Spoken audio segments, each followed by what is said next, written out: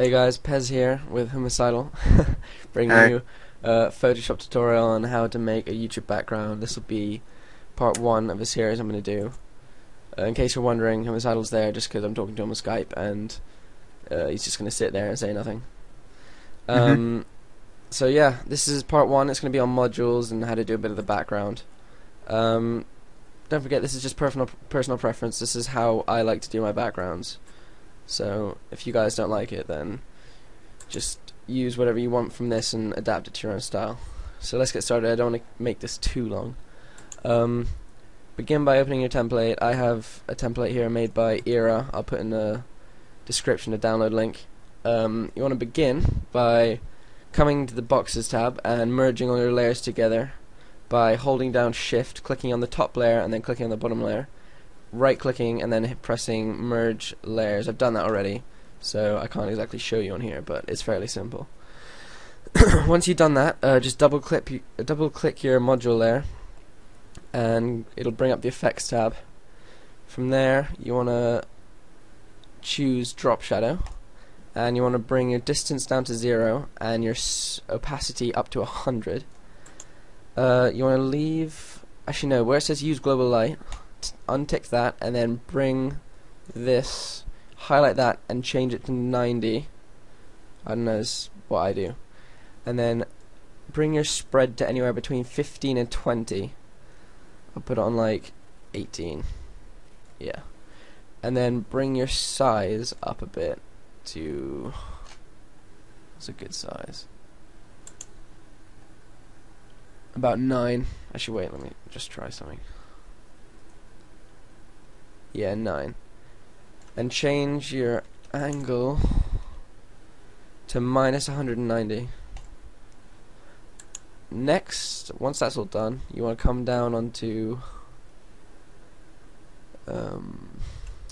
stroke and you want to choose the size as a 1, blend mode, overlay, color you can leave as black. I mean, you can do overlay or you can leave it on linear dodge and change the fill type to gradient.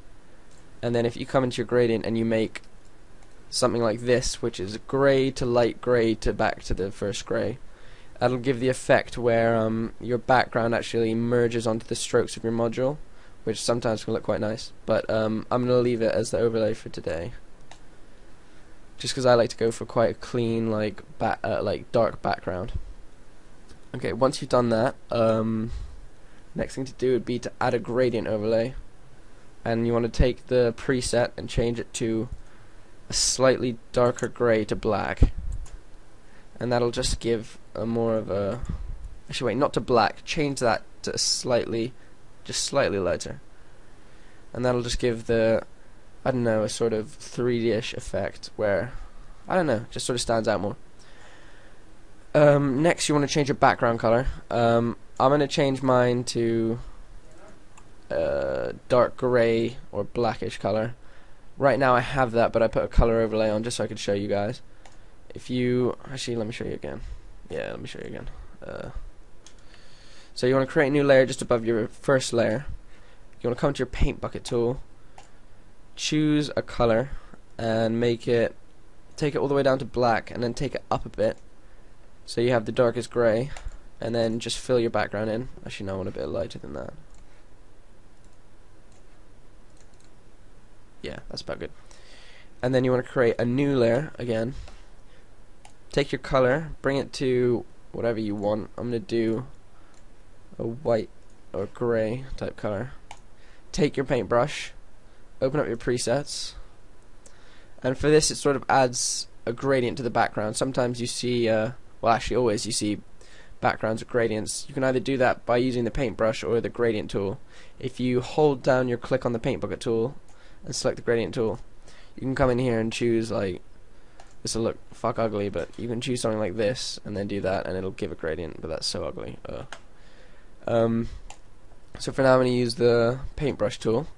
So if you come on, choose your first preset here and change the size to about 1500. Create your new layer above your background layer and then just bring it to the center roughly. Line it up and then just click once. and then you can just realign this however you want to. There you go. No, don't do that. You can change the opacity down as well. It gives, I mean, depending on how big you want your gradient to be. I'm going to keep mine something like that. Actually, no, I'll make it a bit smaller than that. Yeah, there you go. Something like that. Just gives it, I don't know, a lighting effect, which is quite nice. If you come back onto your module tab, the effects tab, and you just change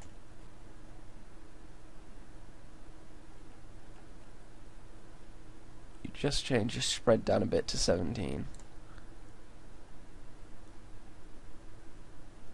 and then change your size as well. And let me just see what this looks like first of all.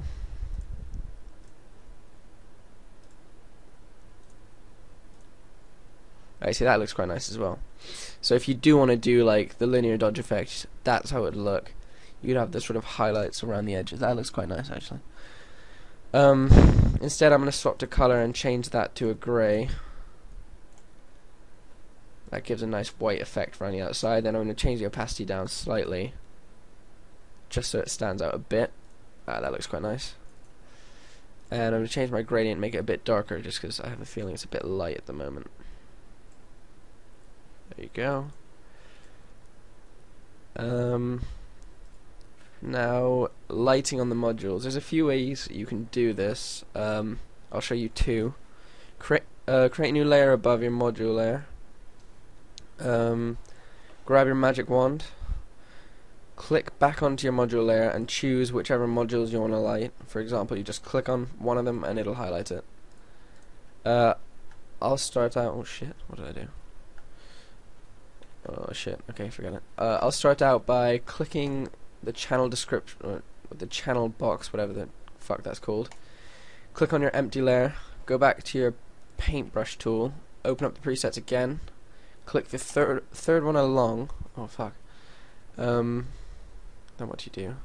Bring the size down to about 150. No. About 400. I think. Yeah, about 400. Change your foreground color to white. And then just click. And as you can see, you'll get this light effect type thing. Obviously it's too bright now. If you just change the opacity down, you can get a radial sort of lighting effect like that, which, you know, just adds a bit of, I don't know, a bit of difference to your background. Leaves it, instead of it being like shitty and flat, it makes it stand out a bit more. Now you can do this, or I have another technique which I use sometimes. If you bring the opacity down till, say, like 54, and then you come into your smudge tool, come into your presets, choose what's it called? This one here, one of the chalk pastels, and you change your size up a bit. You bring that down. Oh shit, hang on. Yep, you bring that down. Click back on your module layer, highlight the same area, come back into your lighting layer, and if you just smudge around like this,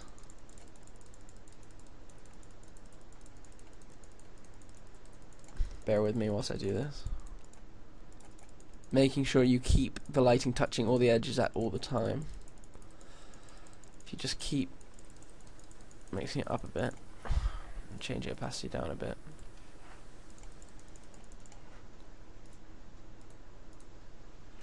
And then you deselect. It gives a sort of,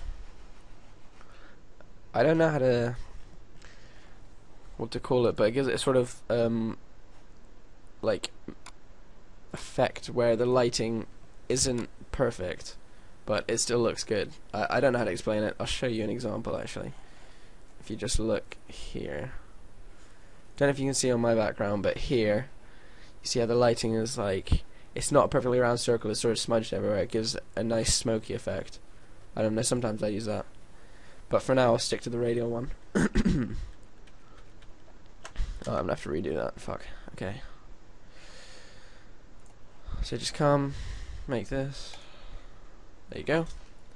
All done. And then you want to do the same for the rest of the modules. So keep doing this, clicking back on your module layer, highlighting another area, clicking back on the lighting layer, and then just keep adding the same effect until you have all the modules lit up. I'm going to just do this quickly so you guys can see. How long is this? 10 minutes, fuck, okay.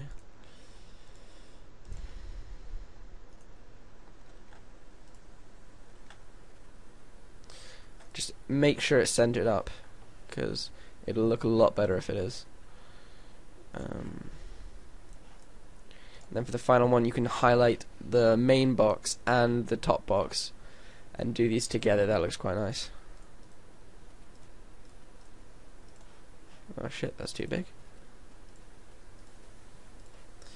Alright, and then you just click here. Oh, on the wrong layer.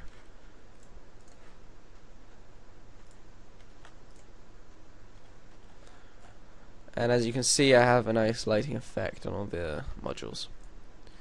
Obviously it's not perfect, but you can change and mess around with the opacity, you know, change it to how you like. That's quite nice actually there, not too bright. And as for the fade at the bottom like this, there's a bunch of ways you can do this. This fade's actually really nice, especially which is why I'm going to put this in the download link for this template specifically. You can do this either by creating a new layer on top of all the other layers, because it has to go over everything, and you get your marquee tool, your rectangle marquee tool, sorry, highlight a small area at the bottom, select your gradient tool, swap onto this gradient here where it fades into transparent, changing the first color to black and leaving the last color as it is. Just come down here and make sure you choose just above the bottom of the image, and you drag upwards and stop just below the edge of the marquee tool. Oh shit. Ah, why is it doing that? Whatever. Let's try this. There you go. And you, yeah, there you go. Just like that. That'll give a solid flat gradient off, but you can mess around with it, you know, make it earlier, make it later, all that shit. If you don't want to do that, you think that looks too perfect in a way, grab your paintbrush tool again, bring down the size, make sure the hardness is on 0, and just bring it to a reasonable size.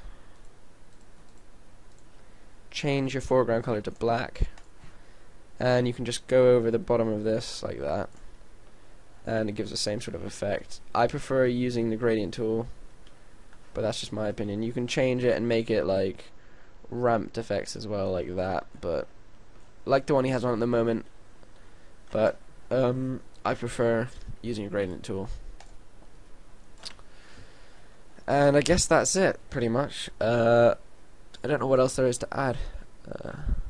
For the modules, that's pretty much it. There's a bunch of other things you can do to modules. Obviously this isn't it, but this is pretty much the basics. You can add effects, like when you see the 3D gloss effect, when people do something like this.